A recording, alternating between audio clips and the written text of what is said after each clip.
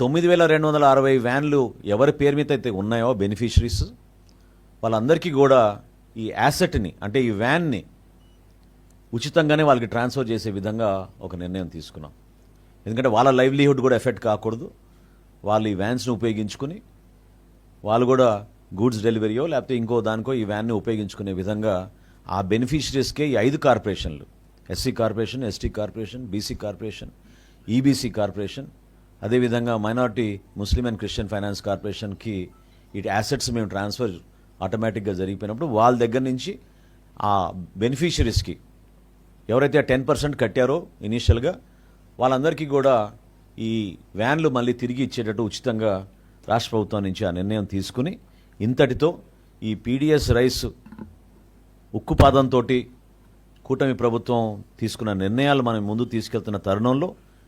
ఈ పర్టికులర్ నిర్ణయం ఖచ్చితంగా దానికి దోహదపడుతుందని మేము భావిస్తున్నాం.